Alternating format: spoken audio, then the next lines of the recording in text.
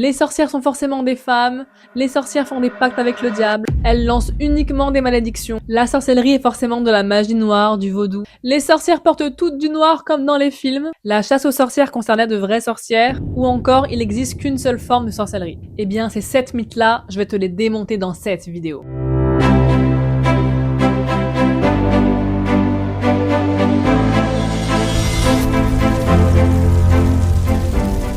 Hola hola, moi c'est Justine Divine et bienvenue dans le royaume des mystères, un espace où on parle de paranormal, d'intuition, de sorcières, de Jésus, de religion, de énormément de sujets qui sont vraiment, comme tu le vois, dans le monde invisible, dans le monde caché, dans les tabous. C'est vraiment mon domaine, donc c'est pas encore fait, je t'invite vraiment à t'abonner à la chaîne, activer la petite cloche pour être prévenu dès qu'il y aura une nouvelle vidéo qui sort, aimer, commenter, partager, bref, tu connais la chanson. Maintenant, c'est parti, on commence tout de suite. Le premier mythe, c'est que les sorcières sont forcément des femmes, ce qui est vraiment complètement faux, notamment avant notre ère, avant notre époque, même encore aujourd'hui, parce qu'il y a beaucoup de sorciers qui sont des hommes en fait. Et franchement, on n'en parle pas trop, parce qu'on parle plus de sorcières, genre même le terme sorcier, c'est vu un petit peu différemment. C'est vu un peu en version, je sais pas si c'est vu version plus saine, genre plus magique, plus un peu genre, si ça a une meilleure image que les sorcières, mais il me semble un petit peu quand même parce que on parle plus de magiciens, voilà, de génies, de sorciers, nanana.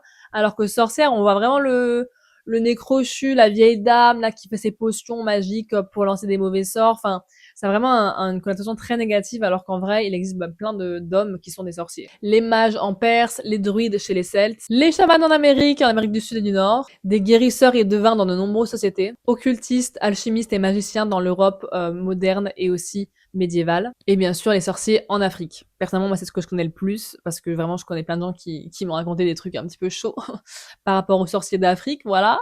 Mais vraiment, ouais, ça existe. Et ce qu'il faut savoir, c'est que les femmes occupaient souvent un rôle qui était lié à la naissance, aux soins, aux plantes médicinales, ou encore à la transmission de savoirs populaires. Ce qui pouvait susciter la méfiance dans certains contextes religieux ou sociaux. Donc la magie n'a jamais été une pratique réservée aux femmes uniquement. Le deuxième mythe, c'est que toutes les sorcières font des pactes avec le diable. Ça, c'est complètement faux, même si ça existe. Donc c'est pour ça qu'il faut vraiment avoir du discernement pour comprendre et pour discerner ce qui est vrai du faux, ce qui se fait sens ou pas, ce qui peut être très dangereux également, c'est important. Et cette idée est issue du christianisme entre le 15e siècle et le 17e siècle. À cette époque, des théologiens et des inquisiteurs développent l'idée que toute personne pratiquant la sorcellerie reçoit son pouvoir grâce à un pacte avec Satan. Cette conception est notamment diffusée dans des traités comme le Malleus Maleficarum, je sais pas si je le dis très bien, le marteau des sorcières diffusé en 1487, qui a forcément influencé les persécutions. Mais dans de nombreuses traditions contemporaines, c'est pas vraiment un truc qui s'applique. Parce que certaines personnes qui se considèrent comme sorcières sont soit athées, soit chrétiens,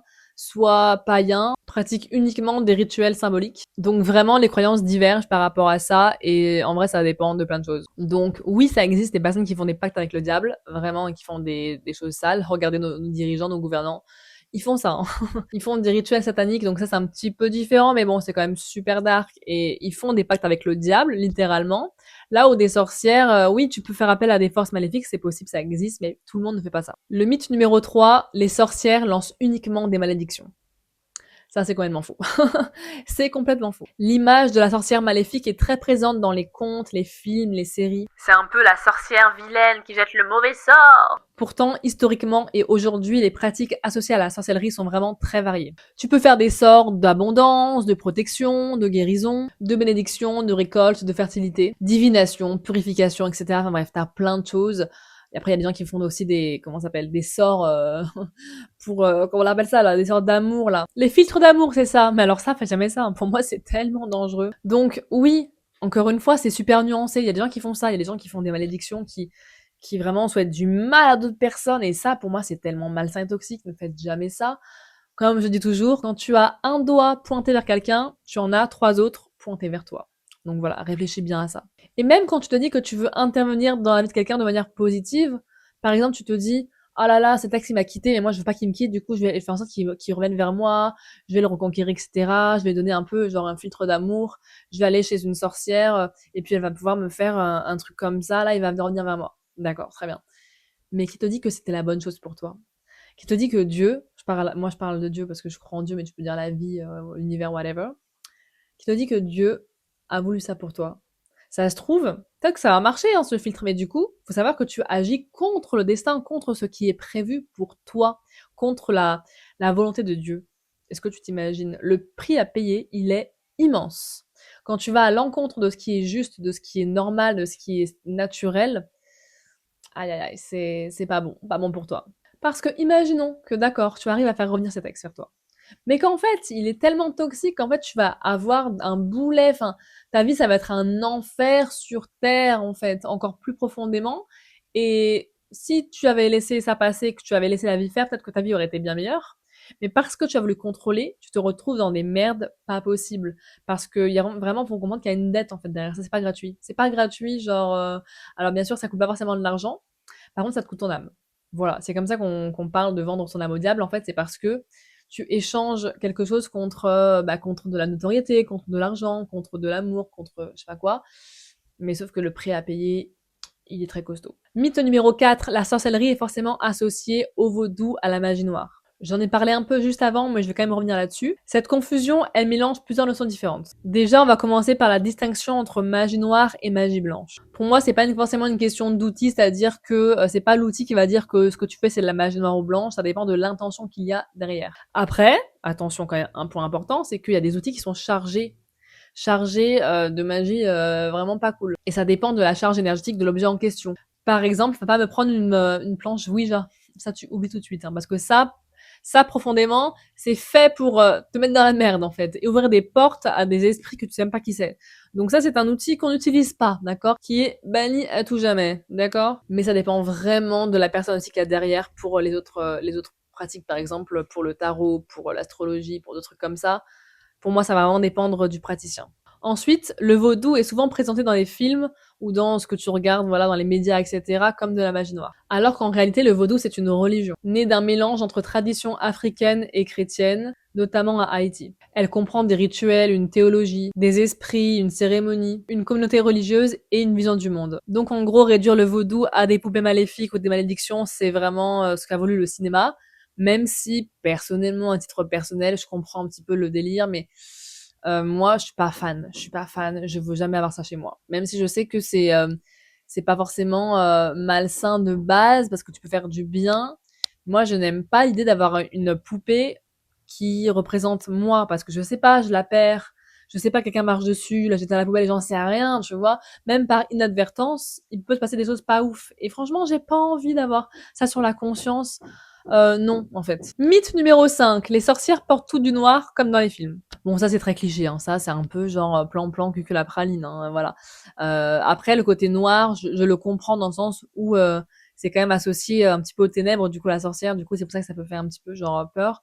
Mais surtout que le noir, pourquoi? Parce qu'en fait c'est lié aussi au tabou, au secret, aux choses ésotériques, au monde invisible, à ce qui est le monde de la nuit en fait, de la lune, tu vois. Donc pour moi ça fait un peu sens que ce soit associé au noir. Mais cette image est une construction culturelle. Le grand chapeau pointu, la robe noire, le balai, le chat noir, ou encore le nez crochu et la verrue, comme dans Blanche-Neige. Ça vient des contes européens, du cinéma, d'Halloween, des illustrations au 18e, 19e siècle, ou encore de séries, etc. Enfin bref, il n'y a pas forcément de code vestimentaire associé à la sorcière, littéralement. Parce qu'en vrai, une personne qui pratique la sorcellerie, elle peut très bien s'habiller de manière normale, hein, genre hyper païenne, très gothique, très noire, ou alors juste lambda, quoi, hyper moderne, en 2026 en fait, tout simplement. Donc il n'y a pas vraiment de règles. Et cette représentation-là vient souvent du folklore et des contes populaires. Ensuite, vraiment celle-là, c'est ma préférée. La chasse aux sorcières concernait de vraies sorcières. Eh bien non. D'ailleurs, il y a vraiment je trouve, une invisibilité de la chasse aux sorcières parce que c'est quelque chose qu'on parle pas beaucoup, que les gens croient que c'était au Moyen-Âge, c'était genre en 1100 et quelques, mais pas du tout les gars, hein. C'était il y a pas si longtemps, c'était en 1400. Il me semble, c'était 1400 et 1700, un bail comme ça. Et ça a décimé des milliers de femmes, pas millions, parce qu'à l'époque, il n'y avait pas autant de gens sur Terre. Mais vraiment, c'était hallucinant, quoi. Donc ce génocide, parce que c'est clairement un génocide, il s'est passé principalement en Europe et un peu aux États-Unis, parce qu'on connaît bien Salem qui a été hyper connu, mais c'est vraiment beaucoup en Europe que ça se passe. Et en vrai, dans la majorité des cas, il n'y a aucune preuve de sorcellerie. Vraiment, en fait, la majorité, c'était des femmes. C'était juste des femmes simples. Et les accusations reposaient souvent sur des dénonciations, des conflits entre voisins, rivalité familiale, peur religieuse, rumeurs et aveux obtenus sous la torture. Est-ce que vous vous rendez compte? C'est-à-dire que, bien sûr, il y a des femmes qui ont avoué qu'elles étaient sorcières, qu'elles avaient pacté avec le diable, etc. Juste parce qu'elles étaient dans un désespoir et dans une souffrance tellement immense. Genre, tu te rends compte, on te fait subir des atrocités. Et du coup, ton cerveau, en fait, il vrille. On appelle ça la conscience qui craque. D'ailleurs, j'ai un livre que j'ai lu qui s'appelle qui est juste au-dessus là, qui s'appelle Le complexe de la sorcière, qui est waouh. Moi, j'ai tellement aimé le lire. Je l'ai lu dans la période, du coup, un peu de Halloween, la période du Scorpion, donc c'est vraiment la période idéale. Et ça m'a vraiment fendu le cœur en fait quand j'ai lu ça. Et en fait, on appelle ça la conscience qui craque, c'est-à-dire que ton psyché, il en peut plus en fait. Il veut juste dire ce que, enfin en fait, tu t'adaptes à ton agresseur en fait, à ton bourreau. Dans ce cas-là, c'est l'inquisiteur, parce que tu ne sais plus comment quoi que faire. En fait, tu ne sais même plus comment t'en sortir. Donc tu dis, t'avoues, tu confesses un truc que t'as pas fait. C'est un truc de ouf quand même. Hein. Et aussi, ce qui se passait, c'est que en fait, il jetait les sorcières à la noyade, il les faisait se noyer, d'accord, il les mettait dans l'eau. Et en fait, si elles survivaient, c'est que c'était des sorcières, du coup parce que c'était impossible de survivre sans ça. Et si elles mouraient, on était en mode ah bah finalement ça n'était pas une. Dans tous les cas, t'es dans la merde et tu meurs. Super. Et la plupart des accusés c'était forcément bien sûr des femmes, mais pas n'importe quelle femme. C'était des femmes qui étaient veuves, soit seules, marginalisées, différentes, même guérisseuses, mais surtout libres. C'est des femmes libres, c'est pour ça qu'on s'en prenait à elles, parce que elles vraiment c'était devenu un danger pour les hommes en fait, parce que les hommes ont voulu contrôler le monde et se sont dit bah putain ces femmes-là comment on fait pour les soumettre parce qu'elles veulent pas être soumises, enfin c'est pas possible, du coup on va faire un truc. Parce qu'il faut savoir que à la fin enfin vraiment pendant le Moyen Âge, les femmes elles avaient franchement plus de pouvoir que maintenant, enfin maintenant c'est un peu différent, mais en fait elles avaient beaucoup de pouvoir, pas comme on l'entend qui se passait. Et en fait ils ont voulu vraiment reprendre le pouvoir aux femmes vers les années 1400. Et donc, quel est le meilleur moyen de faire ça? Les accuser de sorcières et puis, hop, les tuer. Et puis, ce qui est marrant, c'est qu'on utilise Dieu partout. Hein. Au nom de Dieu, machin, etc. Genre Jésus-Christ, machin. Enfin, lol, moi, quand je vois ça, je suis en mode, mais les gens étaient vraiment cons à l'époque, c'est hallucinant. Donc, tout simplement, les femmes brûlées sur le bûcher étaient des femmes incontrôlables pour les hommes. Et ces hommes-là ont voulu les tuer pour asseoir leur pouvoir. Donc, en conclusion, la chasse aux sorcières était une tactique pour supprimer les femmes qui étaient dangereuses pour le patriarcat. Et pour finir, dernier mythe, il n'existe qu'une seule forme de sorcellerie. Ça pareil, c'est faux, en vrai il y en a plein. Il existe une grande variété de traditions, parfois très éloignées les unes des autres. Parmi elles, on peut citer la magie populaire européenne, la magie cérémonielle occidentale, la Wicca qui a apparu à peu près au XXe siècle, les pratiques transmises de génération en génération, les traditions initiatiques, enfin bref, il y a vraiment beaucoup de sorcellerie différentes parce que ça dépend vraiment des gens, même dans des tribus, il y avait vraiment chacun avec sa sorcière, etc. Nanana. Enfin bref, du coup, c'est très différent selon les personnes. C'est pas la même croyance, c'est pas le même objectif, ni la même vision du monde, donc c'est très différent. Certaines travaillent avec des divinités, d'autres avec des esprits, du ciel, de la nature, ou encore des symboles, des rituels, etc. Donc voilà pour les mythes sur la sorcellerie. J'espère que tu as aimé cette vidéo par rapport aux 7 mythes. Dis-moi s'il y en a quelques-uns que tu savais, que tu connaissais ou que tu connaissais pas. Quel est ton avis sur le sujet? Parce que vraiment, ça pourrait être intéressant que tu me le dises. Hein. Moi, je suis toujours curieuse de savoir ton avis. Si tu as aimé la vidéo, je le dis encore une fois, mais n'hésite pas à t'abonner à la chaîne, à liker, à partager, à commenter. Et puis moi, je te dis à dimanche prochain pour une toute nouvelle vidéo. Bisous, ciao!